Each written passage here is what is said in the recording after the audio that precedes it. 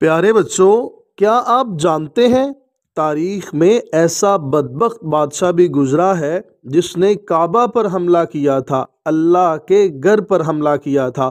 اس کا نام ابرہہ تھا، جو یمن کا بادشاہ تھا۔ اس نے سنا کہ لوگ دور دور سے کعبے کی زیارت کے لیے مکہ جاتے ہیں۔ اس نے سوچا کہ کیا ہی اچھا ہو کہ لوگ کعبے کو چھوڑ کر یمن آئیں اور سب کے آنے کا مجھے فائدہ پہنچے، یمن کو فائدہ پہنچے۔ اس نے یمن میں کعبے کی طرح ایک عمارت بنوائی، ایک گرجا تعمیر کروایا۔ اس نے سوچا تھا کہ لوگ یہاں آنے لگیں گے، لیکن لوگ وہاں نہ گئے۔ جب یمن میں لوگ زیارت کے لیے نہ گئے، اس نے کہا میں جب تک کعبہ کو گرا نہ دوں گا، چین سے نہ بیٹھوں گا، پھر ہی لوگ یمن میں آیا کریں گے۔ اس نے ایک بڑا لشکر ساتھ لیا جس میں ہاتھی بھی تھے۔ مکہ والوں نے جب یہ بات سنی تو ڈر گئے کہ ابرہہ کعبہ کی طرف آ رہا ہے۔ وہ ابرہہ کے بھاری لشکر کا مقابلہ نہ کر سکتے تھے۔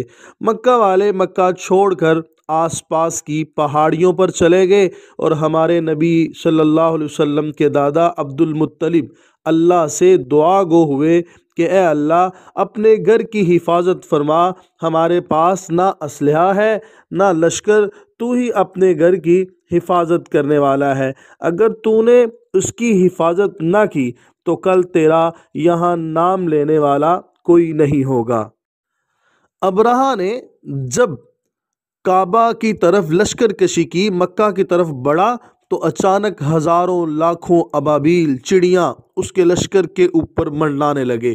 ان ابابیلوں کی چونچوں اور پنجوں میں چھوٹی چھوٹی کنکریاں تھیں۔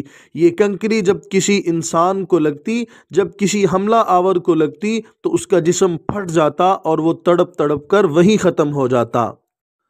ابرہہ کا سارا لشکر اسی طرح اللہ نے تباہ و برباد کر دیا۔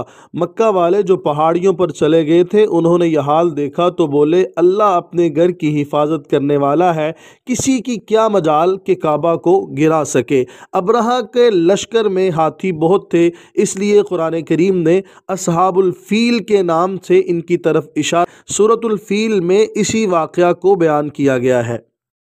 پیارے بچوں، اس کہانی میں سبق یہ ہے کہ جب ابرہہ کی طرح کی کوئی طاقت مسلمانوں پہ حملہ آور ہو جائے تو مسلمان اللہ کے ہاں دعا ضرور کریں۔ آج بھی ابرہہ کی طرح باطل قوتیں فلسطین پر منڈلانے لگی ہیں۔ مسلمانوں کا حق بنتا ہے کہ اللہ کے حضور دعا کریں کہ یا اللہ ہم کمزور ہیں، تو ہی ان کی مدد فرما۔